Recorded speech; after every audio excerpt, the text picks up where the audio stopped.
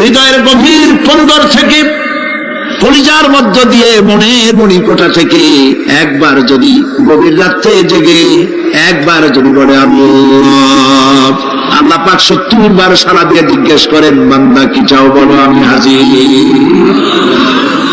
কি মজার নাম আল্লাহ, এর থেকে মজার নাম পৃথিবীতে নাই। এই মজা বেশি পাবেন তাহাজ্জুদের সময়। সুবহানাল্লাহ বলেন। রাত জাগতে শিখুন, তাহাজ্জুদের নামাজের অভ্যাস করুন। সমস্ত নবীদের উপরে তাহাজ্জুদ পড়া বাধ্যতামূলক ছিল। গভীর রাত্রে সব ঘুমানো, আপনি জাগুন, উযু করুন, একটা রুমের মধ্যে একা চলে যান, দরজা বন্ধ করে দিন, তারপরে 6 রাকাত 8 রাকাত নামাজ পড়ে কান ধরে আল্লাহর কাছে বলতে থাকেন, আল্লাহ, আমি এই সমাজের একজন নগণ্য মানুষ, তুমি দয়া করে আমারে কত টাকা দিছো, পয়সা দিছো, আমার মতো বিদ্যা জানাওয়ালা লোকেরা রিক্সা চালায়, অবশ্যই চাকরি করে, খাইয়া গৌরব ভালো কাপড় দিতে পারে না, তুমি আমারে কই থেকে কই নিয়ে আসছো বাবু, তার আমি শুধু নাফরমানি করছি, গুনাহ করছি, মিথ্যা কথা বলছি, আল্লাহ তুমি আমারে মাফ করো। গভীর রাত্রে গুনগুন করে নিজের কানে ধরে অপরাধ স্বীকার করে কাঁদতে থাকেন আর ডাকতে থাকেন, ইয়া আল্লাহ, ইয়া রহমান, ইয়া রহিম, ইয়া হাইয়্যু, ইয়া কাইয়্যুম। পড়েন, ইয়া আল্লাহ, ইয়া রহমান, ইয়া রহিম, ইয়া হাইয়্যু, ইয়া কাইয়্যুম, ইয়া আল্লাহ, ইয়া রহমান, ইয়া রহিম, ইয়া হাইয়্যু, ইয়া কাইয়্যুম। চোখের পানি ফেলে।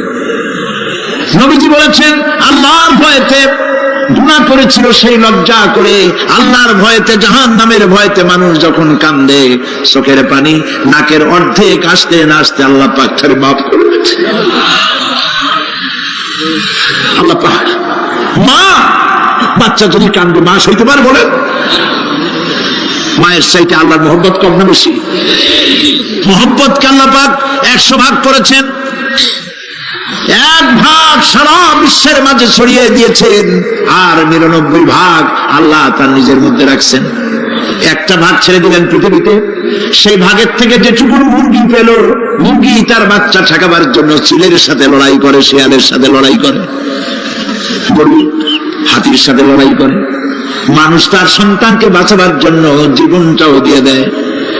1টা ভাগের যতটুকু পেলাম, সেই মহব্বত যদি আমার এত তীব্র হয় স্ত্রীর জন্য, সন্তানের জন্য, তাহলে 99টা ভাগ মহব্বত যে আল্লাহর কাছে বান্দার জন্য তার দয়া কত বেশি। এই জন্য কবরের ভিতরে প্রশ্ন হবে, কে তোমার রব? মুমিন ব্যক্তি বলবে, রব্বি আল্লাহ, আমার রব আল্লাহ। ওয়ামা দীনুকা, তোমার দিন কি? বলবে দীনুনাল ইসলাম। ওয়ামান নবিয়ুকা, তোমার নবীকে? ওই লোক বলবে, নবিয়ুনা মুহাম্মাদুর রাসূলুল্লাহ সাল্লাল্লাহু আলাইহি ওয়াসাল্লাম। হাদিসে এসেছে, ওই সময় নবীর চেহারা মোবারক দেখানো হবে, প্রশ্ন করা হবে, মা কুনতা তাকুলু ফি হাদার রাজুল, এই লোক সম্পর্কে তোমার ধারণা কি? লোকটি বলবে, হাদা নবিয়ুনা মুহাম্মাদুর রাসূলুল্লাহ সাল্লাল্লাহু আলাইহি ওয়াসাল্লাম, ইনি তো আল্লাহর রাসূল, আমার নবী। সঙ্গে সঙ্গে গায়েব থেকে আওয়াজ হবে, ফাফরিসু বিল জান্নাতি ওয়ালবিসু বিল জান্নাহ, আমার ফেরেশতারা আমার বান্দার জন্য জান্নাতের বিছানা কবরের মধ্যে বিছায় দাও, আর আমার বান্দাকে জান্নাতের পোশাক পরায়, জান্নাতের পোশাক পরায়, জান্নাতের বিছানা বিছায় দাও, আর তার কবরটাকে প্রশস্ত করো, ইলা মাদ্দা বাসারা, যদ্দূর তার চোখের দৃষ্টি যায় অদ্দূর বড় বানায় দাও কবর। ফেরেশতারা বলবেন, নুম কানাউমুল উরুস, দুনিয়া যেমন বাসর সজ্জায় দুনিয়া ঘুমায়, তুমি আরামে ঘুমায় থাকো, ইলা ইয়াউমিল কিয়ামা। ভাই সাহেব, এই পৃথিবীর সব ফাঁকিবাজি, মোহ, সব মোহ, স্ত্রী, পুত্র, পরিজন, মাল, ধন, কিচ্ছু না, কোনো দাম নাই। আল্লাহকে ভয় করুন, আল্লাহকে ভয় করে চলুন। পৃথিবীর বুকে যারা আরামে টাটকা সুখগুলি, আরামগুলি যারা বর্জন করে আল্লাহ রাব্বুল আলামিনকে বিশ্বাস করে যারা জীবন পরিচালনা করেছে, আল্লাহ পাক তাদের জন্য জান্নাত রেখেছেন এবং তাদের জন্য বলছেন সাবিকু ইলা মাগফিরাতিন মির রাব্বিকুম ওয়া জান্নাতিন আরদুহা কা'আরদিস সামাই ওয়াল আরদ উইদ্দাত লিল্লাযীনা আমানু বিল্লাহি ওয়া রাসূলিহি। আল্লাহ পাক বলেন প্রতিযোগিতা করো আল্লাহর মাগফিরাত কামনার জন্য আর জান্নাতে যাওয়ার জন্য প্রতিযোগিতা করো, আল্লাহর রহমত পাওয়ার জন্য সৎ কাজের প্রতিযোগিতা করো, তাহলে আল্লাহ রাব্বুল আলামিন তোমাদেরকে ক্ষমা করবেন আর তোমাদের জন্য এমন জান্নাত দিবেন যেই জান্নাত আকাশের বিশালতার জমিনের বিশালতার মতো। এই বিরাট জান্নাত তোমাদেরকে দিবেন। এই জান্নাত চিরস্থায়ী সুখ এবং শান্তি জায়গা হবে। مثل الجنة التي وعد المتقون فيها أنهار من ماء غير آسن وأنهار من لبن لم يتغير طعمه। আল্লাহ পাক বলছেন জান্নাত আল্লাহ পাক ওয়াদা করেছেন মুত্তাকীদের জন্য। আল্লাহ পাক জান্নাত দিবেন যে জান্নাতের ভেতরে রয়েছে মধুর প্রস্রবণ, রয়েছে দুধের প্রস্রবণ, রয়েছে সেখানে স্বচ্ছ পানির প্রস্রবণ রয়েছে। এই সুন্দর জান্নাত ঝর্ণা ধারা আল্লাহ পাক সৃষ্টি করেছেন, বাগ বাগিচা দিয়ে ভরে রেখেছেন জান্নাত।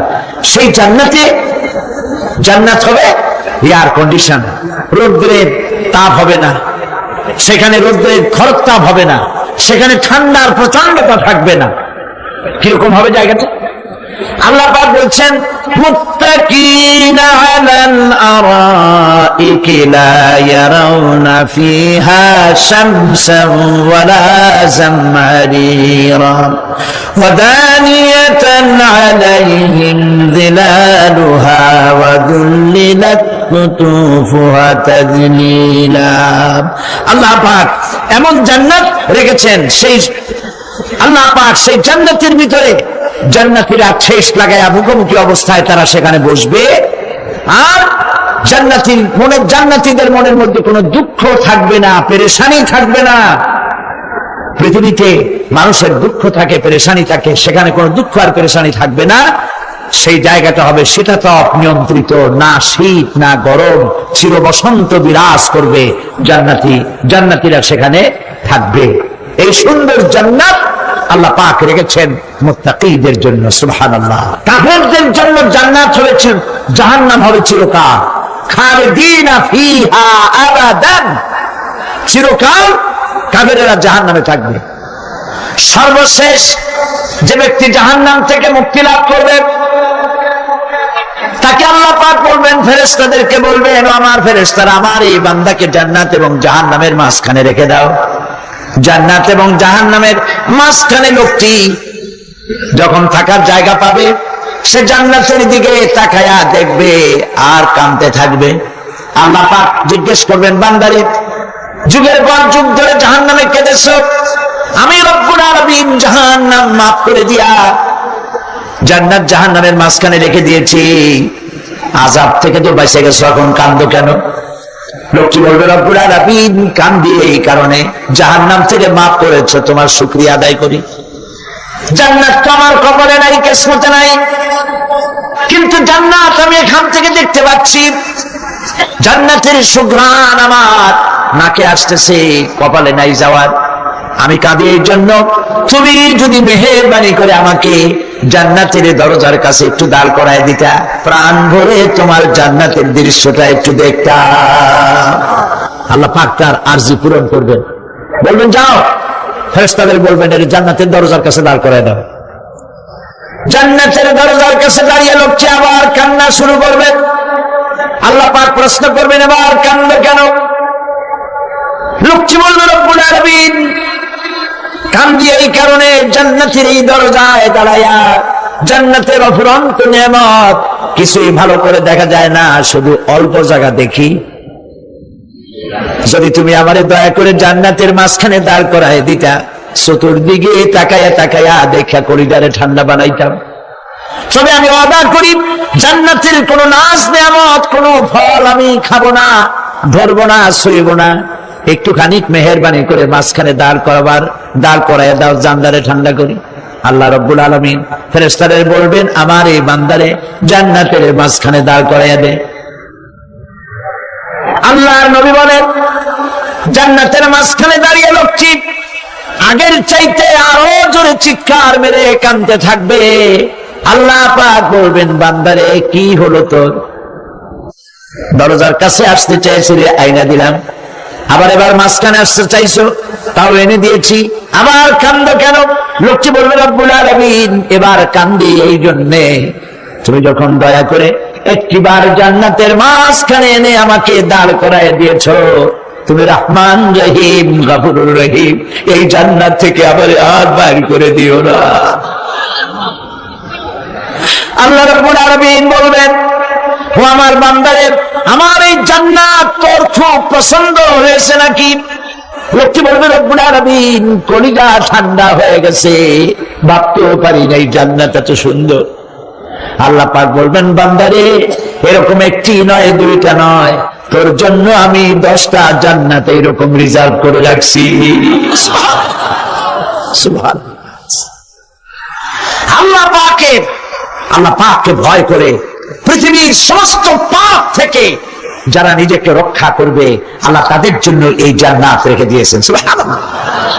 সেই জান্নাতের রিসিপশন আপনারা আন্দাজ করতে পারবেন না। রিসিপশন কারে কয়? কি প্রধানমন্ত্রী আর প্রেসিডেন্ট, 4-5টা পুলিশ আর আর্মি আসে একটা ফট করে সেলুট মারলো, বাস শেষ হয়ে গেল, এরকম না। জান্নাতীদেরকে রিসিপশন দেওয়া হবে। জান্নাতীরা যখন আল্লাহর হুকুমে জান্নাতের দিকে যেতে লাগবে, আর যখন জান্নাতের কাছে চলে যাবে, আল্লাহ রাব্বুল আলামিন শোনায় দিচ্ছেন, হাত্তা ইযা জাউহা ফুতিহাত আবওয়াবুহা ওয়া ক্বালা লাহুম খাজানাতুহা সালামুন আলাইকুম তিবতুম ফাদখুলুহা খালিদিন। সুবহানাল্লাহ। জান্নাতীরা যখন জান্নাতে প্রবেশ করার দরজার মুখোমুখি হবে, তার রক্ষীগণ তখন বলবে, সালামুন আলাইকুম, আল্লাহর শান্তি তোমাদের উপরে বর্ষিত হোক। সুবহানাল্লাহ। দুনিয়ার টাটকা টাটকা সুখগুলি 2 পা দিয়ে ছেড়ে দিয়েছো, টাটকা সুখগুলি গ্রহণ করো নাই, হারাম খাও নাই, আল্লাহর দ্বীন কায়েমের জন্য রক্ত দিয়েছো, জীবন দিয়েছো, কষ্ট করেছো, আল্লাহকে ভয় করেছো। আমাদের সালাম গ্রহণ করো, জান্নাতের মধ্যে ঢুকে যাও চিরকালের জন্য। সুবহানাল্লাহ। আর বাইর হওয়া লাগবে না, চিরকাল এই জান্নাতের মধ্যে তোমরা বসবাস করতে পারবে। আল্লাহ রাব্বুল আলামিনের ফেরেশতারা বলে দিবেন। জান্নাতের মধ্যে আল্লাহ পাক হুরদের সঙ্গে জান্নাতীদের বিয়ের ব্যবস্থা করে দিবেন। কোরআনে কারিমে আল্লাহ পাক বলেন, মুত্তাকিইনা আলা সুরুরিন মাসফুফাতিন ওয়া যাওয়াজনাহুম বিহুরিন ঈন। সামনাসামনি ভাবে সাজানো সারি সারি আসন সমূহের উপর তারা ঠেস লাগায় বসে থাকবে, আর আল্লাহ রাব্বুল আলামিন হুরদের সাথে জান্নাতীদের বিয়ের ব্যবস্থা করে দিবেন। যেসব হুরের সঙ্গে বিয়ে হবে তাদের আল্লাহ পাক বিবরণ দিচ্ছেন কি রকম হবে তারা। লাম ইয়াকুনহুন্না ইনসুন ওয়ালা জান। এর পূর্বে জিন এবং ইনসান এদেরকে কেউ স্পর্শ করে নাই। কিরকম তারা? কাআন্নাহুন্নাল ইয়াকুতু ওয়াল মারজান। যেমন ঝিনুকের ভিতরে মণিমুক্তা থাকে, এইভাবে আল্লাহ পাক তাদেরকে পবিত্র করে রেখে দিয়েছেন। আমার প্রিয় ভাইরা, আল্লাহ রাব্বুল আলামিন কোরআনে কারীমের ভিতরে বলেছেন, ফাবিআইয়ি আলা'i রাব্বিকুমা তুকাযযিবান। জান্নাত দান করে আল্লাহ পাক এবার জান্নাতীদেরকে সম্বোধন করে বলবেন, ইয়া ইবাদ ইবাদি লা খাউফুন আলাইকুমুল ইয়াওমা ওয়ালা আনতুম তাহজানুন। হে আমার বান্দারা, লা খাউফুন আলাইকুমুল ইয়াওম, আজ আর কোনো ভয় নাই। সুবহানাল্লাহ, সুবহানাল্লাহ। আজ আর কোনো ভয় নাই, কোনো চিন্তাও নাই, আরামে এই জান্নাতের মধ্যে বসবাস করো। এরপরে আল্লাহ পাক জিজ্ঞেস করবেন, ও আমার জান্নাতীরা, আমি যে সব ওয়াদা করছিলাম আমার ওয়াদা মোতাবেক সমস্ত নিয়ামত পেয়েছো? তারা বলবে হ্যাঁ পেয়েছি, সব নিয়ামত আপনার ওয়াদা মোতাবেক সব পেয়েছি। আল্লাহ রাব্বুল আলামিন বলবেন সব পাও নাই, ওয়াদাদাইনা মাজিদ, আমার কাছে আরো বেশি আছে। সুবহানাল্লাহ, আমার কাছে আরো বেশি আছে। জান্নাতীরা বুঝবে না সে আরো বেশিটা কি, এর থেকে আর বেশি কি। প্রিয় ভাই সব, নবী করিম সাল্লাল্লাহু আলাইহি সাল্লাম বলেছেন, জান্নাতের সুখ আর শান্তি কোন চোখ নাই যা দেখেছে, যা কোন অন্তঃকরণ নাই যা কল্পনা করতে পেরেছে। এই জান্নাত মুত্তাকিদের জন্য আল্লাহ রাখছেন। সুবহানাল্লাহ। জান্নাতীরা ভাবতেও পারবে না সেই নিয়ামতগুলি কি। প্রিয় ভাই সব,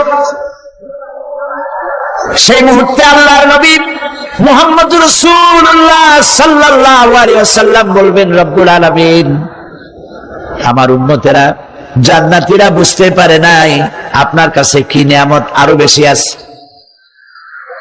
আমার এই উম্মতেরা জান্নাতীরা আপনার ওয়াদা মোতাবেক সব পেয়েছে, কিন্তু একটি জিনিস এখনো তাদের কিসমতে হয় নাই। সেই জিনিসটা হলো, যারা তার রবকে না দেখে শুধু কোরআন আর হাদিসের কথা শুনে আরবের ঘুম হারাম করে তাহাজ্জুদের নামাজ আদায় করেছিল, চোখের পানি বেরিয়েছিল, যারা জান্নাত দেখে নাই, জাহান্নাম দেখে নাই, আপনাকে ভয় করে যারা জীবন পরিচালনা করেছিল, যারা আপনাকে দেখে নাই, না দেখে শুধু কোরআন হাদিস বিশ্বাস করে যারা অকাতরে নিজেদের জীবন বিলায় দিয়েছিল, এই জান্নাতীরা এখন পর্যন্ত তার রবকে দেখতে পারে নাই। আল্লাহ রাব্বুল আলামিন তার সামনে থেকে 70,000 পর্দা সরে যাবে। আল্লাহ পাক বান্দাদের আরজি পুরা করার জন্য জান্নাতীদের সামনে তিনি জালোয়া ফরজ হবে। কোরআন শরীফের ভিতরে আল্লাহ পাক বলেন, জান্নাতীরা তারা আল্লাহর দিকে, জান্নাতীরা তার রবের দিকে তাকিয়ে থাকবে, আর রব তার বান্দাদের দিকে তাকায়া থাকবে। প্রাণ ভরে জান্নাতীরা রবকে দেখবে। সুবহানাল্লাহ, আল্লাহ পাককে দেখবে। প্রাণ খুলে আজ দোয়া করি, রব্বুল আলামিন, জান্নাতের যেই পরিবেশে, যেই জায়গায় তুমি দয়া করে তোমার গোলামদেরকে তুমি নিজেই দর্শন দিবে, দেখা দিবে। মনিব গো, ও আমাদের রব, আজ এই বিশাল জনসমুদ্র নিয়ে তোমার দরবারে আবেগ ভরা কণ্ঠে বলি, যে অনুষ্ঠানটি তুমি এমন মুবারক অনুষ্ঠান করবে যেখানে তুমি জান্নাতীদেরকে দেখা দিবে, ওই জান্নাতের কোন একটি, ওই অনুষ্ঠানের কোন একটি কোনায় কানায় আমাদেরকেও দাঁড় করাইয়া দেখান তো।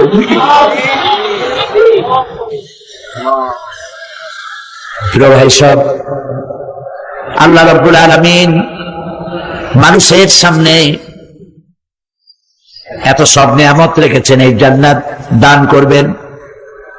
এরপরে আল্লাহ রাব্বুল আলামিন কোরআনে কারীমের মধ্যে বলেছেন, রব্বিস সামাওয়াতি ওয়াল আরদি ওয়া মা বাইনাহুমার রাহমানি লা ইয়ামলিকুনা মিনহু খিতাবা। এই সব পুরস্কার রয়েছে তোমাদের সেই রবের পক্ষ থেকে যিনি আকাশ আর জমিনের মালিক। সুবহানাল্লাহ বলবেন না? যার সামনে কথা বলার ক্ষমতা কারো হবে না। এটি একটি মারাত্মক কথা। কিয়ামতের দিন আল্লাহর দরবারে কেউ কথা বলতে পারবে না আল্লাহর নির্দেশ ছাড়া। একটি আকীদা পরিষ্কার করে নিয়ে যান আপনাদের। সে আকীদাটা এভাবে পরিষ্কার করুন, কোন পীর সাহেব, কোন খাজা বাবা কোন মাওলানা, কোন মুহাদ্দিস, কোন বুজুর্গ আপনাকে সুপারিশ করতে পারবে না যদি না আল্লাহ পাক তাকে কথা বলার তৌফিক না দেন। মনে থাকবে এটা? আয়াতুল কুরসির ভিতরে আমরা পড়ি, মান যাল্লাযী ইয়াশফাউ ইনদাহু ইল্লা বিইযনিহি। আল্লাহ পাক বলেছেন কিয়ামতের দিন আল্লাহর দরবারে কার সাহস আছে কথা বলতে পারে? মান যাল্লাযী ইয়াশফাউ ইনদাহু ইল্লা বিইযনিহি। আল্লাহর ওয়াদা ছাড়া, হুকুম ছাড়া আল্লাহর সামনে কথা বলা সেদিন কেউ থাকবে না। সুবহানাল্লাহ। কেউ কথা বলতে পারবে না। সুপারিশ করতে হবে আল্লাহ যারে বলেন তুমি করো, অমুকের জন্য করো, সেই ব্যক্তি শুধু তার জন্যই করতে পারবে, আর কেউ কথা বলতে পারবে না। সেই কঠিন হাসরের ময়দান, যেদিন শুধুমাত্র আল্লাহ পাক কথা বলবেন, আর যারে বলতে বলবেন সেই কেবলমাত্র বলতে পারবে। সুপারিশ এটি আল্লাহ পাক কিয়ামতে পারমিশন দিলে বলা যাবে। হযরত ইব্রাহিম আলাইহিস সালাম কিয়ামতের দিন তার নিজের পিতা সম্পর্কে সুপারিশ করবেন। রব্বুল আলামিন আমার আব্বার জন্য সুপারিশ করতেছি, মেহেরবানি করে জাহান্নাম থেকে তারে আপনি রক্ষা করুন। আল্লাহ রব্বুল আলামিন বলবেন, ইব্রাহিম তোমার সুপারিশ মঞ্জুর হবে না। প্রিয় ভাই সব একটু মাথা খাটান, চিন্তা করেন। জাতির পিতা কে? জাতির পিতা চিল্লায় বলুন, কলিজা সাফ করে ফেলুন। মুসলমানদের জাতির পিতা হাবিজ আলী কেউ হতে পারে না।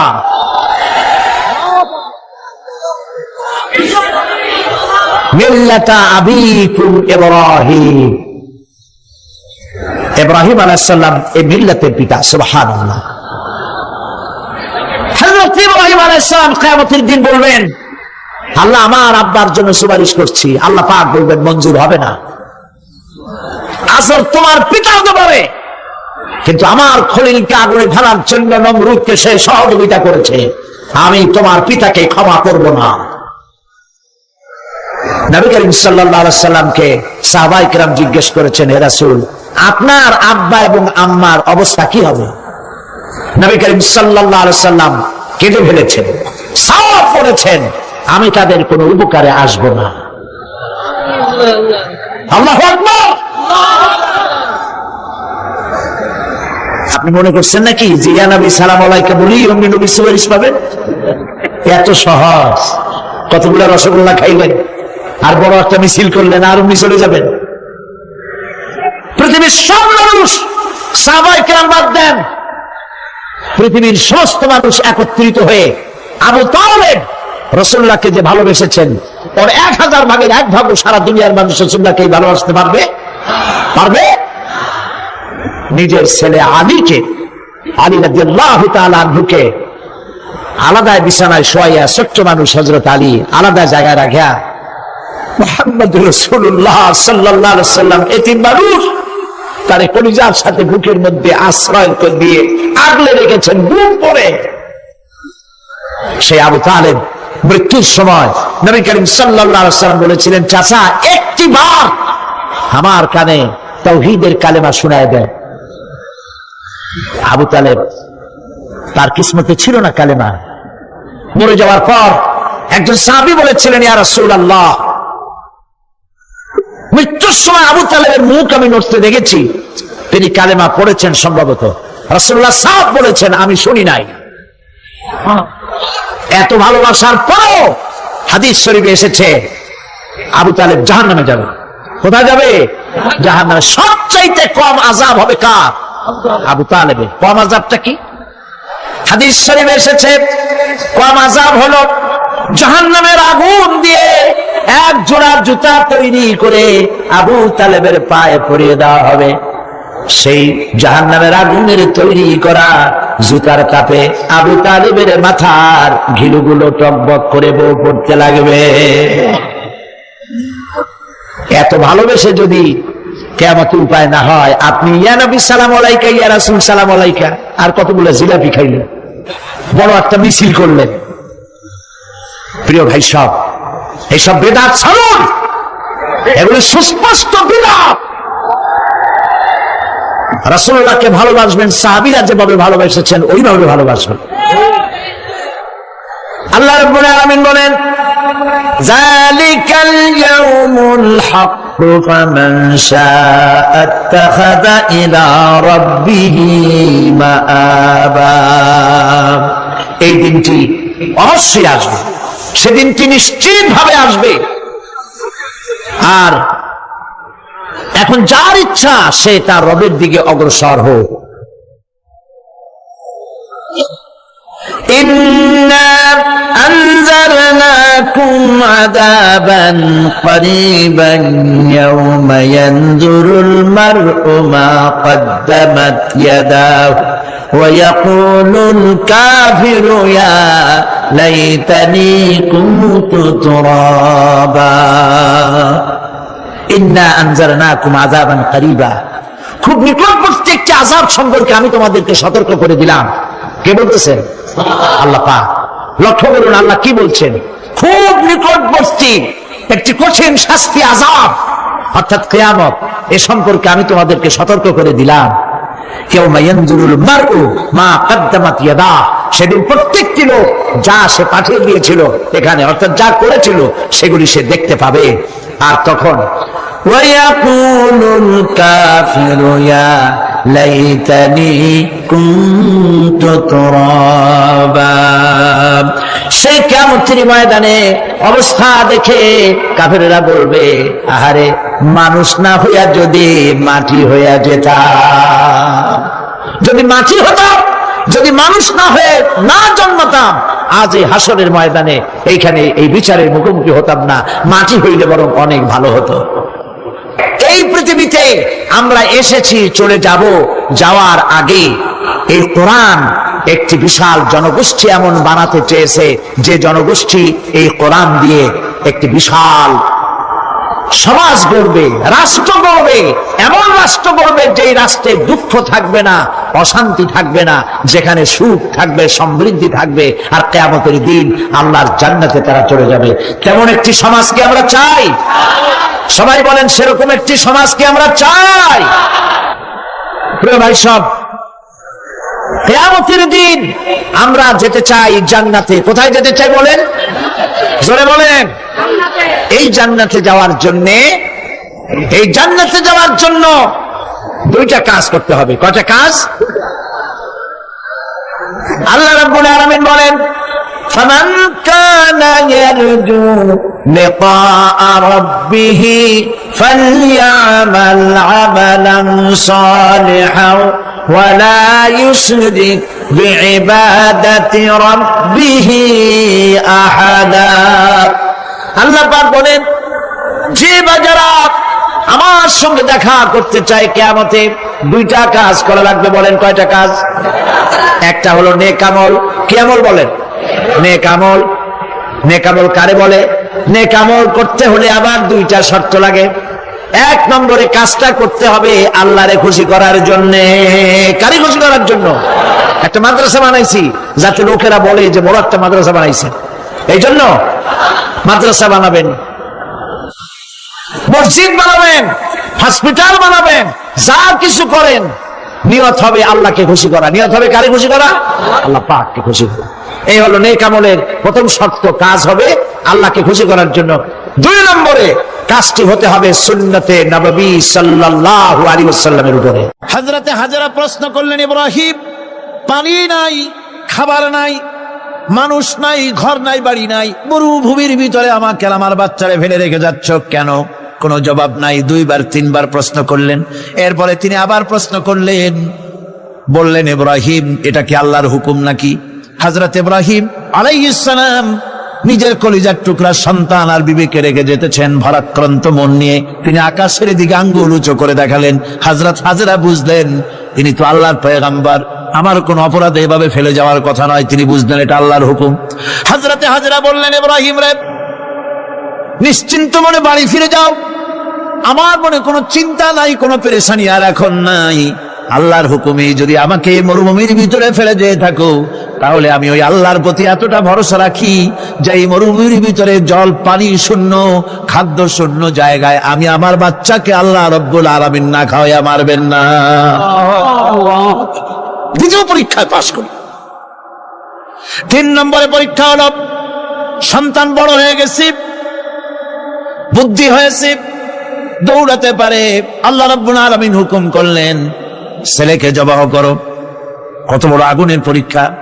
কোরআন শরীফ বলছে হযরত ইব্রাহিম আলাইহিস সালাম নিজের ছেলেকে ডেকে নিয়ে বললেন, ইয়া বুনাইয়া ইন্নী আরা ফিল মানামি আন্নী আযবাহুক ফানজুর মাযা তারা।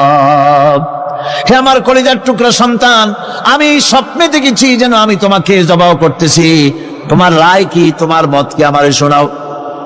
ছেলে পয়গম্বর, ছেলে তার জবাবে বললেন, ইয়া আবাতি ফাআল মা তু'মার সাতাজিদুনি ইনশাআল্লাহু মিনাস সাবিরিন। হে আমার আব্বাজান, আপনি যে ব্যাপারে স্বপ্নের ভিতরে আদিষ্ট হয়েছেন আপনি তা কার্যকরী করুন। আমাকে এতটুকু অধৈর্যের মধ্যে পাবেন না, আমাকে ধৈর্যশীলদের মধ্যে পাবেন। আমারে আপনি আল্লাহর হুকুম পালন করেন। আল্লাহ পাক শোনাচ্ছেন, ফালাম্মা আসলামা ওয়া তাল্লাহু লিল জাবিন। পিতা পুত্র দুজনই রাজি হয়ে গেল। পিতা তার ছেলেকে কাত করে গলার উপরে ছুরি ধরেছেন। আল্লাহ রাব্বুল আলামিন ইসমাইল জবাহ হোক এটা আল্লাহ চান নাই, আল্লাহ চেয়েছেন পরীক্ষা করতে। পরীক্ষায় ইব্রাহিম পাস হয়ে গেলেন। আল্লাহ পাক বলছেন, ওয়ানাদাইনাহু আইয়া ইব্রাহিম ক্বাদ সাদ্দাকতার রুইয়া ইন্না কাযালিকা নাজজিল মুহসিনিন। আমি ইব্রাহিমকে ডেকে বললাম, ইব্রাহিম তুমি তোমার স্বপ্নকে বাস্তবে রূপ দিয়েছো, আর এভাবে করি আমি মুহসিনিনদেরকে পুরস্কৃত করে থাকি। আল্লাহ পাক খুশি হলেন। আল্লাহ পাক বললেন, ইন্না হাযা লাবালাউল মুবিন। নিঃসন্দেহে এটি একটি বিরাট পরীক্ষা ছিল। ঠিক কি লাগান? আল্লাহ নিজে বলছেন এটা একটি বিরাট পরীক্ষা, আজিম ইমতিহান। সে ইমতিহানে তিনি পাশ করলেন। পরীক্ষায় উত্তীর্ণ হওয়ার জন্য রব্বুল আলামিন পুরস্কার দিয়া দিলেন। আল্লাহ পাক বললেন, সালামুন আলা ইব্রাহিম। পড়েন সবাই, সালামুন আলা ইব্রাহিম। ইব্রাহিমের প্রতি আল্লাহ পাক বললেন, ইব্রাহিমের প্রতি সালাম রইল। সুবহানাল্লাহি ওয়া বিহামদিহি। হযরত ঈসা আলাইহিস সালামকে খ্রিস্টানেরা তারা বলেছে, وقالت النصارى المسيح ابن الله। মসিহ হচ্ছে কার ছেলে? নাউযুবিল্লাহ। বলেন সবাই নাউযুবিল্লাহ। তাকে যখন আল্লাহর ছেলে বলা হলো, আল্লাহর পুত্র বলা হলো, রব্বুল আলামিন তার জবাবে বললেন, ইন হুয়া ইল্লা আবদুন আনআমনা আলাইহি। তিনি তো একজন বান্দা, তিনি আমার বান্দা ছাড়া আর কিছুই নন। আমি তার প্রতি অনুগ্রহ করেছি। বান্দা, আমার বান্দা। আল্লাহ পাকের বান্দা হওয়ার ব্যাপারে কোন মানুষের লজ্জা থাকার কথা নয়। এমনকি আল্লাহ পাক ঈসা আলাইহিস সালাম সম্পর্কে বলছেন, লা ইয়াস্তানকিফাল মাসীহু আইয়াকুনা আবদান লিল্লাহি ওয়ালাল মালাইকাতুল মুকাররাবুন। মসিহ আল্লাহর বান্দা, তাতে কখনো বিন্দু মাত্র লজ্জা তিনি পোষণ করেন নাই যে আমি আল্লাহর বান্দা, আল্লাহর গোলাম। এটা একটা কথা হইল? এরকম লজ্জা তিনি পোষণ করেনি। এমনকি তার নিকটবর্তী ফেরেশতা যারা, তারাও আল্লাহর বান্দা গোলাম হওয়ার জন্য তাদের ভিতরে কোনো লজ্জা নাই। যারা নাকি আল্লাহর গোলাম, এই ব্যাপারে যাদের মধ্যে লজ্জার সৃষ্টি হয়, আল্লাহর গোলাম এটা কেমন কথা, বান্দা হওয়াটা কেমন কথা। যারা গোলামীকে অস্বীকার করে তাদের সম্পর্কে আল্লাহ পাক বলছেন, ওয়া মাইয়াস্তানকিফ আন ইবাদাতিহি ওয়া ইস্তাকবির ফাসায়াহশুরুহুম ইলাইহি জামিআ। কেউ যদি আল্লাহর বন্দেগী করার ব্যাপারে লজ্জা পোষণ করে, যদি লজ্জার কারণ মনে করে, অহংকার করে, গৌরব করে, তাহলে তারা পালাবে কোথায়, যাবে কোথায়? আমি কিয়ামতের দিন সবগুলিকে এক জায়গায় করে ফেলবো। সুতরাং আল্লাহ পাকের গোলামিতে আল্লাহ যে বান্দা বলে যখন ডাকেন, লজ্জার কোনো কারণ নাই। অহংকার যে করবে সে নিজেকে ধ্বংস করবে। আল্লাহ পাক সব নবীদেরকে নিজের বান্দা বলেছেন। নবীরা কি আল্লাহ পাকের বান্দা। হযরত ইউসুফ আলাইহিস সালাম সম্পর্কে আল্লাহ পাক বলছেন, কাযালিকা লিনাসরিফা আনহু আস-সুআ ওয়াল ফাহশা ইন্নাহু মিন ইবাদিনাল মুখলাসিন। এরূপই ঘটলো যাতে আমি ইউসুফ আলাইহিস সালামকে, আমার বান্দা, তাকে আমি নির্লজ্জতা ইত্যাদি থেকে আমি রক্ষা করেছি। নিশ্চয়ই হযরত ইউসুফ ছিল আল্লাহ পাকের বান্দা, আল্লাহ পাকের আব্দ। রাসূল করিম সাল্লাল্লাহু আলাইহি ওয়াসাল্লাম তিনি হচ্ছেন সর্বশ্রেষ্ঠ আল্লাহর পয়গম্বর। তার থেকে শ্রেষ্ঠ নবী আর কি কেউ আছে? জোরে বলেন, আছে? তার থেকে মাহবুব, তার থেকে শ্রেষ্ঠ আল্লাহর কাছে আর কেউ নাই। সেই নবীকে আল্লাহ রাব্বুল আলামিন কোরআনে কারীমের ভিতরে তাকে আব্দ বলেছেন। কি বলেছেন? অনেকগুলি আয়াত আছে যে আয়াতের ভিতরে আল্লাহ পাক তার নাম নেন নাই, নবী বলেন নাই, রাসূল বলেন নাই, শুধু বলেছেন আব্দ। যেমন ফাআওহা ইলা আবদিহি মা আওহা, অতঃপর তার বান্দার নিকট যা ওহী করার ছিল তা তিনি করলেন। সেই বান্দাকে মুহাম্মদ সাল্লাল্লাহু আলাইহি ওয়াসাল্লাম। অন্য আয়াতে আল্লাহ পাক বলছেন, وأنه لما قام عبد الله يدعوه كادوا يكونون عليه لبدا। আর এই আল্লাহর বান্দা যখন নামাজ পড়তে দাঁড়িয়ে গেল, আল্লাহকে ডাকার জন্য যখন দাঁড়ালো, তখন লোকেরা তার উপরে ঝাঁপিয়ে পড়লো। ঝাঁপিয়ে পড়ার জন্য প্রস্তুতি গ্রহণ করলো। এখানে আব বলা হয়েছে কাকে? মুহাম্মদ সাল্লাল্লাহু আলাইহি সাল্লামকে।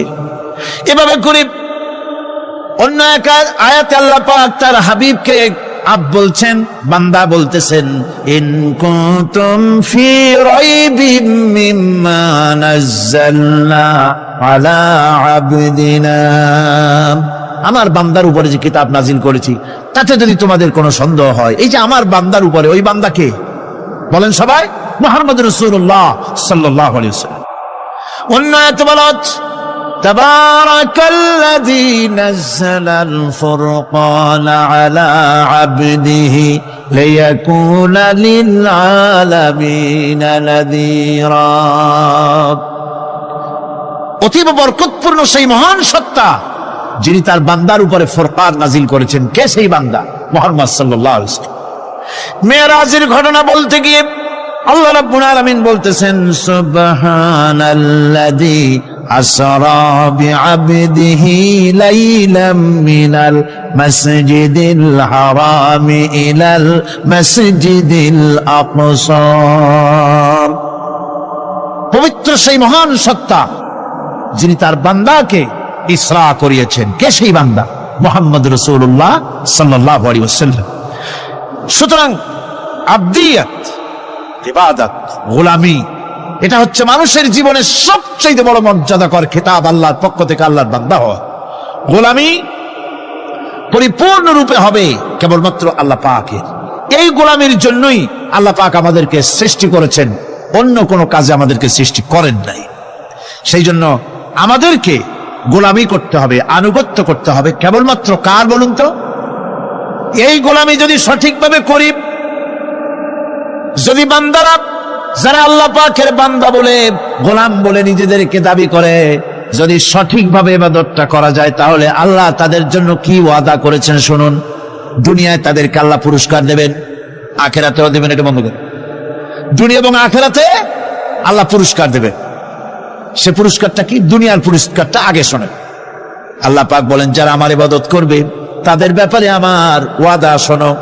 وعد الله الذين آمنوا وعملوا الصالحات ليستخلفنهم في الأرض كما استخلف الذين من قبلهم তোমাদের মধ্যে যারা ঈমান এনেছে এবং সৎ কাজ করেছে আল্লাহ রাব্বুল আলামিন তাদের ব্যাপারে আল্লাহর ওয়াদা হচ্ছে, আল্লাহর প্রতিজ্ঞা হচ্ছে, আল্লাহ ওয়াদা করতেছেন তাদেরকে জমিনের উপরে প্রতিষ্ঠিত করবেন। যেমন করে তোমাদের পূর্বপুরুষদেরকে প্রতিষ্ঠিত করা হয়েছিল ওইভাবে তোমাদেরকে প্রতিষ্ঠিত করা হবে। সুবহানাল্লাহ। প্রতিষ্ঠিত করা হবে মানে রাষ্ট্র ক্ষমতা দেওয়া হবে। কি দেওয়া হবে? যদি গোলাম হও, যদি কি হও? গোলাম। আল্লাহ পাক বলছেন শুধু তাই নয়, আমি আমার দিনকে যারা প্রতিষ্ঠা করবে, আমার গোলামেরা যদি, আমার বান্দারা সঠিকভাবে যদি আমার গোলামি করে, ঈমান আনে, আমলে সালেহ করে, নেক কাজ করে, আমি তাদেরকে রাষ্ট্র প্রতিষ্ঠার সুযোগ করে দেব। আর তাদের জন্য ভীতির পরিবর্তে, সন্ত্রাসের পরিবর্তে শান্তি কায়েম করে দেব। সুবহানাল্লাহ। وَلَيُمَكِّنَنَّ لَهُمْ دِينَهُمُ الَّذِي ارْتَضَىٰ لَهُمْ وَلَيُبَدِّلَنَّهُم مِّنْ خَوْفِهِمْ أَمْنًا। তাদের দিনকে তারা নিজেদের জন্য যা পছন্দ করেছে অবশ্যই তিনি তা কায়েম করে দিবেন এবং সন্ত্রাস আর ভীতির পরিবর্তে আল্লাহ নিরাপত্তা দান করবেন। জোরে কোন সুবহানাল্লাহ। সন্ত্রাস বন্ধ হবে, চুরি, ডাকাতি, জেনা, ব্যভিচার সব বন্ধ হয়ে যাবে। তোমরা ক্ষমতায় থাকবে, তোমরা ডমিনেটেড হবে না, তোমরা ডমিনেট করবে। গোটা পৃথিবীকে শাসন করবে, শাসিত তোমরা হবে না। আর ভীতির পরিবর্তে নিরাপত্তা তোমরা লাভ করবে। কি করলে? ইয়াবুদুনানি লা ইউশরিকুনা বি শাইআ। সুতরাং তারা যেন আমার ইবাদত করে এবং আমার সঙ্গে যেন কাউকে শরীক না করে। আল্লাহ বলছেন তোমরা যদি আমার সাথে শরীক না করো, ইবাদতের মধ্যে কাউকে যদি শরীক স্থাপন না করো, আর যদি তোমরা আমার ইবাদতটা সলিড ভাবে আমার জন্যই করো, তাহলে রাষ্ট্র ক্ষমতা তোমাদের হাতে আসবে, সন্ত্রাস নির্মূল হবে, শান্তি প্রতিষ্ঠিত হবে। এই হচ্ছে দুনিয়ার পুরস্কার। এটা কিসের পুরস্কার? আর আখিরাতের পুরস্কারের কথা বলা হচ্ছে। ومن يطع الله ورسوله ويخشى الله ويتقه فأولئك هم الفائزون। যে ব্যক্তি আল্লাহ এবং রাসূলের আনুগত্য করেছে, আল্লাহকে ভয় করে চলেছে, তার গজব থেকে বেঁচে রয়েছে, সেই হচ্ছে সফল কাম। সফল কাম মানে কি? কিয়ামতের দিন আল্লাহ পাক তাদেরকে জান্নাত দান করবেন। আল্লাহ পাক তাদেরকে কিয়ামতে কি দিবেন? জান্নাত দিবেন, চিরস্থায়ী শান্তির জায়গা, সেই জান্নাত লাভ করা যাবে। আজ ইবাদতের এই যে গুরুত্বপূর্ণ ইবাদত, এই ইবাদতের ভুল অর্থ সমাজের ভিতরে ছড়িয়ে আছে। সাধারণ মানুষের ভুল করেছে, অসাধারণ মানুষেরাও ইবাদতের ভুল অর্থ করে ভুলের মধ্যে নিমজ্জিত আছে বিরাট সংখ্যক লোকেরা। সাধারণ মুসলমানেরা তারা যে ভুলটা করলো ইবাদতের অর্থ করতে গিয়ে, সেটা হলো এই, সাধারণ লোকেরা মনে করলো কয়েকটা অনুষ্ঠানের নাম হচ্ছে ইবাদত, নামাজ, রোজা, হজ, যাকাত, সাদকা, ফিতরা, এর নাম হলো ইবাদত। অনুষ্ঠান শেষে তারা নিজেদেরকে স্বাধীন মনে করলো। তারা আল্লাহ পাকের প্রত্যেকটি আইনের ধারাকে লঙ্ঘন করলো। বছরে একবার রোজা রেখে, বছরে 1 মাস রোজা রেখে মনে করলো ইবাদত শেষ। 5 ওয়াক্ত নামাজ পড়ে মনে করলে ইবাদত শেষ। আমি প্রশ্ন করি, 5 ওয়াক্ত নামাজের নামই যদি হয় ইবাদত, 5 ওয়াক্ত নামাজের নামই ইবাদত, এটাই যদি হয়, তাহলে 5 ওয়াক্ত নামাজ পড়তে সময় লাগে কত? উজু টুজু করে বড় জোর 1-1.5 ঘন্টা সময় লাগে 5 ওয়াক্ত নামাজ পড়তে। তো এর নাম যদি হয় ইবাদত, তার অর্থ কি দাঁড়াবে? অর্থ দাঁড়াবে আপনি 24 ঘন্টার ভিতরে 1 থেকে 1.5 ঘন্টার জন্য আল্লাহর গোলাম, বাকি 22 ঘন্টার জন্য শয়তানের গোলাম হতে কেউ রাজি আছেন? রোজার নামই যদি হয় শুধু ইবাদত, তাহলে তার অর্থ দাঁড়াবে বছরের ভিতরে 1টা মাসের জন্য আপনি আল্লাহর গোলাম, আর 11 মাসের জন্য শয়তানের গোলাম হতে কেউ রাজি আছেন? তাহলে বিষয়টা কি? বিষয়টা হচ্ছে নামাজ, রোজা, হজ, যাকাতি শুধুমাত্র ইবাদত নয়, আনুষ্ঠানিক ইবাদত তো বটেই, কম্পালসারি ইবাদত তো বটেই, কিন্তু শুধুমাত্র নামাজ, রোজা, হজ, যাকাত ইবাদত শুধুমাত্র নয়, এগুলি হচ্ছে ইবাদতের পার্ট, ইবাদতের অংশ। বরং জীবনের সব ক্ষেত্রে আল্লাহর হুকুমকে মানার নামই হচ্ছে, ভাইরা আমার,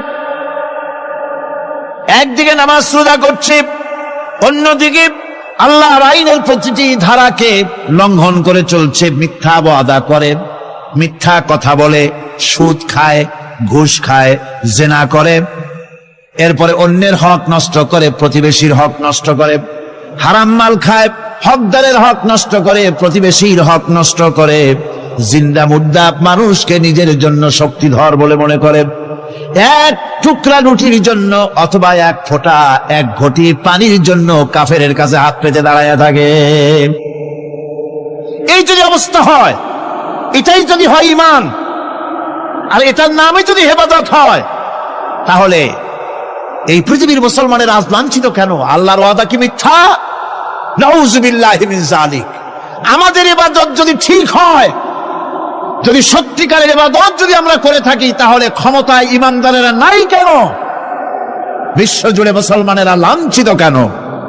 তাহলে বুঝতে হবে ইবাদতের মধ্যে বিরাট গরমিল করে ফেলেছি, ঠিক কিনা? লক্ষ্য করুন, সেই লোকটা হজ করতেছে, উমরা করতেছে, নামাজ পড়তেছে, মসজিদ মাদ্রাসায় চান্দা দিতেছে, ওই লোকটি আবার ব্যাংকের থেকে সুদের টাকা নিয়ে ব্যবসা চালাইতেছে। ব্যবসা ঠিক রাখার জন্য, ইনকাম ট্যাক্স ফাঁকি দেওয়ার জন্য ব্যবসায়ীরা 2 ধরনের 3 ধরনের খাতা মেনটেন করছে। কথা ঠিক ঠিক, মিথ্যা কথা বলছে, ঘুষ দিতেছে, বেশি করে বিদ্যুতের বিল যাতে না আসে সেজন্য যারা বিদ্যুৎ লাইনে আছে তাদেরকে পয়সা দিয়ে ম্যানেজ করতেছে, ঠিক কিনা? আমি পার্লামেন্টে বলেছি বিদ্যুৎ বাইরের থেকে আনতে হবে না, ঘুরে ঘুরে আবার বিদ্যুতের কথা আসে। বিদ্যুৎ আনা লাগবে না, কারণ আমার দেশের চাহিদা হচ্ছে 2500 মেগাওয়াট, সেখানে 1800 মেগাওয়াট আমাদের আছে।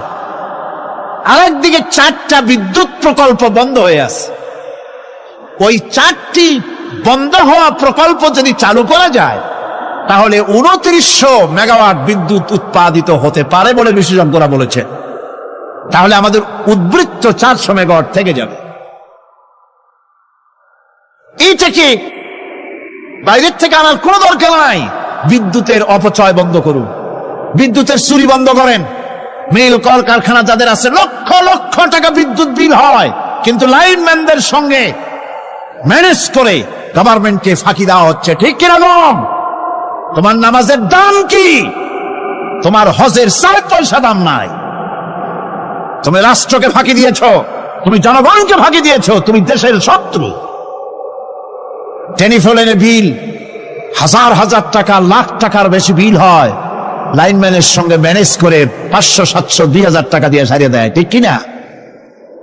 এরা জাতির শত্রু, দেশের শত্রু। এদেরকে ফায়ারিং স্কোয়াডে নিয়ে প্রাস ফায়ার করে উড়ায় দেওয়া উচিত। এরা দেশের দুশমন। আজ সিস্টেম লসের নাম দিয়া বিদ্যুৎ চুরির আরেক ব্যবস্থা করা হয়েছে। সিস্টেম লস করে ওনারা নিজেরা, আর এর ভোগান্তি জনগণকে করতে হয়। কসাইয়ের মতো ছুরি দিয়া জবাও করে জনগণের কাছ থেকে সিস্টেম লসের চার্জ আদায় করা হয়। আমি পার্লামেন্টে বলেছি, মাননীয় স্পিকার, সিস্টেম লস এই নামটা উঠাও দেন, এই প্রথা বন্ধ করে দিন। বিদ্যুৎ ধার করা লাগবে না, আল্লাহ আমাদের দেশে যথেষ্ট দিছে, কোনো জিনিসের অভাব নাই। এখানে গ্যাস আছে, তেল আছে, বিদ্যুৎ আছে, পাট আছে, চা আছে, নাই কি? অন্তত 8.5 কোটি টাকার কাগজ গুদামের মধ্যে বন্দী হয়ে আছে। ভারতকে খুশি করার জন্য সে দেশ থেকে কাগজ এনে খবরের কাগজ ছাপানো হচ্ছে, আর 8.5 কোটি টাকার কাগজ নষ্ট হয়ে যাচ্ছে আমার দেশের কাগজ। সুতরাং বলতেছিলাম একথাই বলতেছিলাম যে ঈমান, আল্লাহর গোলাম হতে হলে ভুল করে বসেছি ইবাদতের অর্থ করতে। শুধু নামাজ, রোজা, হজ, যাকাত, মাজারে কিছু চান্দা দেওয়া, আগরবাতি, মোমবাতি, চাদর একটা দিয়া, পীর সাহেবের 10,000 টাকা চান্দা দিয়া, মোছে তেল মাইখা দাঁত বাইর করে হাসে। বেহেশতে তো গেছি, আর দেরি কথা। বেহেশতে তুমি যাবা, এত সহজ? দেশকে ফাঁকি দিছো, দেশকে ফাঁকি দিয়েছ, জনগণকে ফাঁকি দিয়েছ, নিজের মেয়েকে ফাঁকি দিয়েছে। বিবাহের সময় টাকা পয়সা দিয়া বিবাহ টিবাহ করায় দিল। ব্যবসা, ধানি সম্পত্তি, বাড়ির সম্পত্তি সব ছেলেদেরকে দিয়ে দিল, মেয়েটারে ফাঁকি দিয়ে দিল। দেয় না এরকম? ফুপুকে ফাঁকি দিল, বোনকে ফাঁকি দিল। এরপরে মোনাজাত করে সবে বরাতে, আল্লাহ আমারে বেহেশত দিও। ফেরেশতারা কয়, মর তুই আগে, বেহেশত তোরে কেমনে দেয় ভালো করে দেখাই দেব। বেটা তুই যাবি বেহেশতে? এত সোজা? ওটা মামু বাড়ির বারান্দা নাকি? এত সহজ নয়। সুতরাং সাধারণ মানুষ মারাত্মক ভুল করেছে এখানে। নামাজ, রোজা, হজ, যাকাত ইবাদত, আর কিছু কি ইবাদত মনে করে নাই? আপনার চাকরি আপনার ইবাদত, চাকরিতে ফাঁকি দেওয়া যাবে না। আপনি সুস্থ মানুষ, মেডিকেল লিভ নিয়ে ওয়াজ মাহফিল অথবা কোনো ইজতেমায় যাওয়া যাবে না, কোনো চেল্লা দিতে যাওয়া যাবে না। মেডিকেল লিভ নিয়ে আপনি সুস্থ মানুষ, কেন আপনি মেডিকেল লিভ নিচ্ছেন? আপনি ফাঁকি দিতে পারবেন না। সরকারি চাকরি করেন, মিল কল কারখানায় চাকরি করেন, ফরজ নামাজ পড়েছেন ভালো কথা, সুন্নাত পড়েছেন ভালো কথা, নফল পড়বেন না। জোহরের নফল পড়া বাদ দিন। যদি আপনি চাকরিজীবী হন, চাকরি করেন, ওটাই ইবাদত। এর নাম ইসলাম, এর নাম ইসলাম। গভর্নমেন্ট যে বেতন দেয় সেই বেতনের উপরে সন্তুষ্ট থাকুন, ঘুষ খাইয়েন না। যদি বেশি বেতন লাগে গভর্নমেন্টের কাছে দাবি জানান যে আমাদের বেতন বাড়ায় দাও। ঘুষ খাবেন কেন? হারাম। জোরে কোন এটা কি? এই ঘুষের টাকা মাজারে দিয়া, পীরেরে দিয়া আল্লাহরে খুশি করবেন, এত সহজ না, এত সহজ না। সেই জন্য আমি সব ভাইদের খেদমতে আরজ করব, ইবাদত হচ্ছে জীবনের সব ক্ষেত্রে গোলামি, সকল ক্ষেত্রে গোলামি। চাকরিতে, অফিসে, আদালতে, কলকারখানায়, ক্ষেত খামারে, পার্লামেন্টে, সেক্রেটারিয়েটে, সেনানিবাসে, স্কুলে, কলেজে, বিশ্ববিদ্যালয়, সর্বত্র গোলামি কার? আল্লাহ পাকের। রিজকে হালাল করতে হবে, উপার্জনকে হালাল করতে হবে, সত্যিকারের আল্লাহর গোলাম হতে হবে। এক্ষেত্রে ইবাদতের অসাধারণ ব্যক্তি যারা, তারাও এক শ্রেণীর অসাধারণ ব্যক্তিরাও ভুল করে বসছেন। তারা যে ভুলটা করলেন ওটা হচ্ছে, তারা তাসবিহ, জায়নামাজ, খানকাহ, হুজরাখানা এর ভেতরে বসে জিকির আজগার করাটাকেই জীবনের জন্য আল্লাহর ইবাদত মনে করে নিলেন।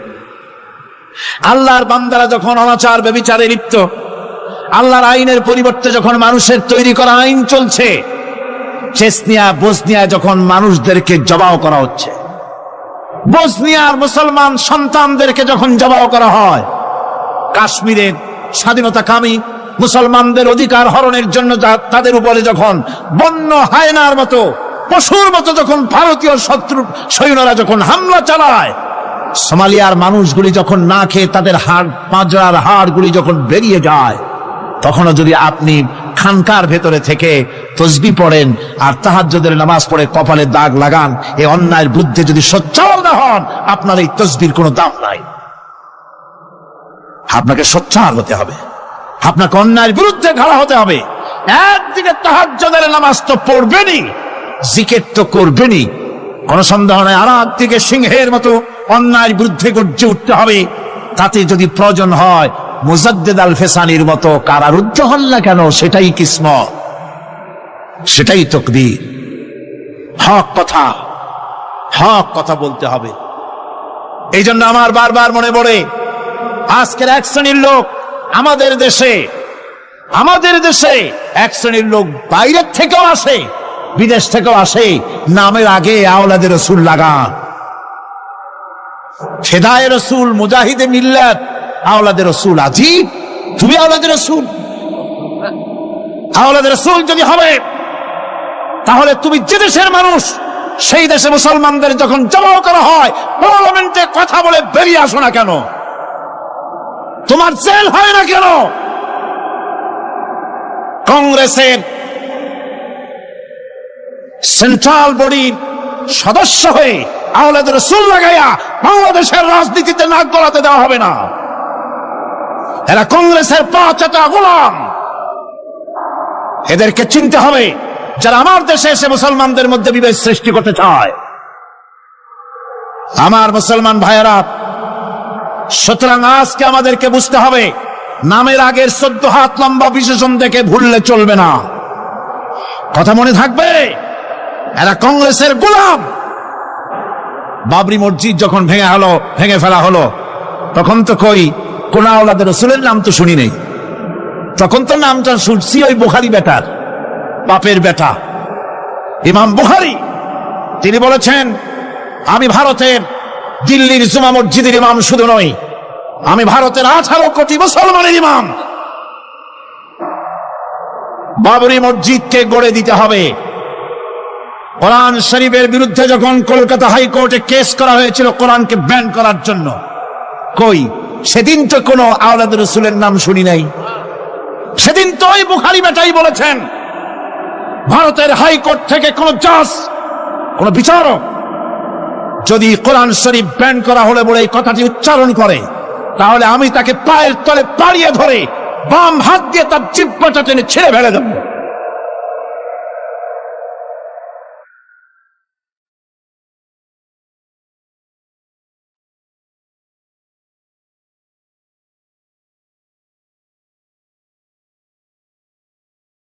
বন্ধুগণ, সুতরাং আমাদেরকে বুঝতে হবে। বসুন, বেয়াদবি করবেন না, বসেন। আমাদেরকে বুঝতে হবে, খানকায় শুধু জিকির আজগার করলেই চলবে না। হযরতে শাহজালাল রহমতুল্লাহ আলাইহি এক হাতে ছিল তরবারি, আর এক হাতে ছিল কোরআন। লড়াই করেছেন। হযরতে শাহ মখদুম, হযরতে খান জাহান আলী, হযরতে খাজা মঈনুদ্দিন চিশতি আজমেরি রহমতুল্লাহ আলাইহি, হযরতে মুজাদ্দিদ আল ভিসানি রহমতুল্লাহ আলাইহি। মুরিদের বাড়ি জম্মের খাওয়া খাইয়া পেটটা কুমিরের মতো বড় করে নাই, সেল খেটেছে হক কথা বলতে গিয়ে। বাপের বেটা হও, নিজের দেশে কথা কও। বাংলাদেশে এসে তারপরে জনগণের টাকা লুটপাট করার কাউকে অধিকার দেওয়া হবে না। আমার বন্ধুগণ, আল্লাহর ওলি যারা, তারা এভাবে করে জনগণের খেদমত করেছেন, কথা বলেছেন। সুতরাং শুধু জিকির আজগার করলেই হবে না, হক কথা বলতে হবে স্পষ্ট করে। এটাই হলো ইবাদতের হক আদায় হবে যদি সত্যিকারের হক কথা বলা যায়। অসাধারণ ব্যক্তিরা ময়দানে কথা বলবেন, হক কথা বলবেন, অন্যায়ের বিরুদ্ধে সোচ্চার হবেন। আর সাধারণ জনগণ কথা ও কাজের মিল করবেন, নামাজ রোজা হজ যাকাত করবেন যার কথা মতো, রাজনীতি অর্থনীতির সমাজনীতি করবে সেই আল্লাহর কথা মতো। তাহলেই সত্যিকারের মুসলমান হওয়া যাবে। কথা বুঝে আসছে কিনা ভাই? কথা বুঝে আসছে কিনা? একটু জোরে সরে জিকির করেন, লা ইলাহা ইল্লাল্লাহ, লা ইলাহা, লা ইলাহা ইল্লাল্লাহ। আরো জোরে,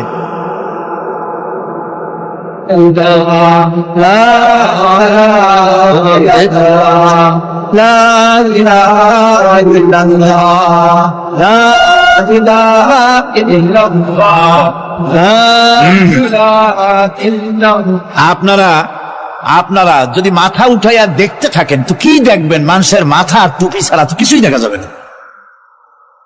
কাজেই ওঠা বসা না করে আজকে এক পবিত্র রাত আমরা আল্লাহর কাছে দোয়া করব। আলোচনার আমি এগিয়ে যাচ্ছি। ইবাদত আমাদেরকে বুঝতে হবে।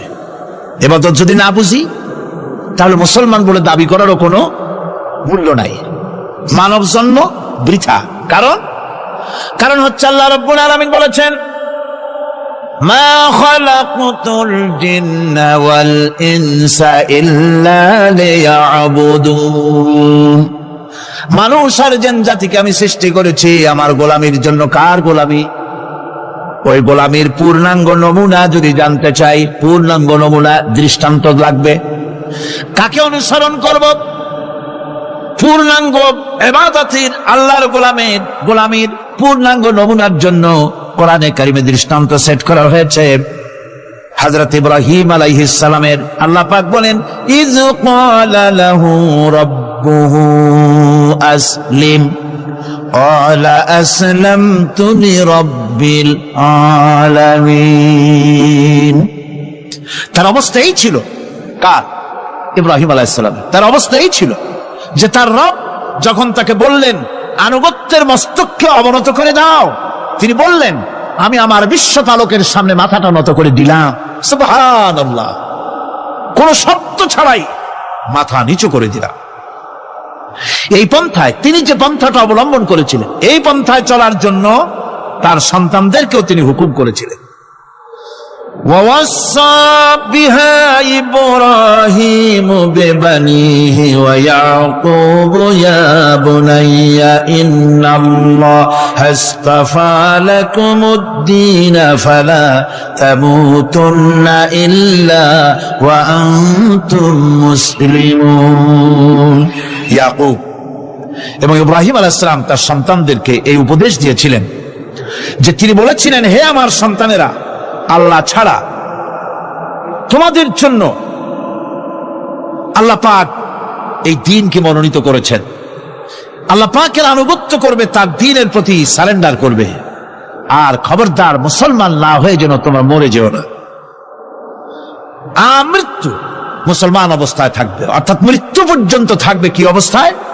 মুসলমান অবস্থায়।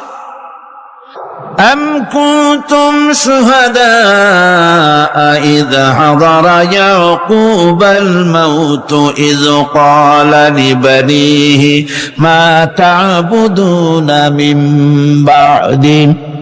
ইয়াকুব আলাইহিস সালাম তার মৃত্যুর সময় জিজ্ঞেস করেছিলেন, ও আমার সন্তানেরা, আমার মৃত্যুর পরে তোমরা কার ইবাদত করবে, কার গোলামি করবে?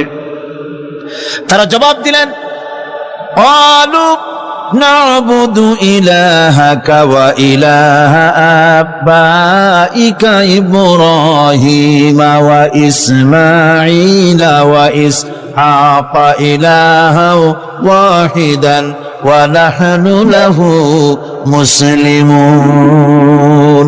নিঃসন্দেহে আমরা ইবাদত করব, গোলামি করব আপনার রবের, আপনার পিতার রবের, এবং আল্লাহর ইবাদত করব। আপনিও আপনার পূর্বপুরুষ ইব্রাহিম, ইসমাইল যে আল্লাহকে ইবাদত করেছে, সে আল্লাহ পাকের ইবাদত আমরা করব এবং তার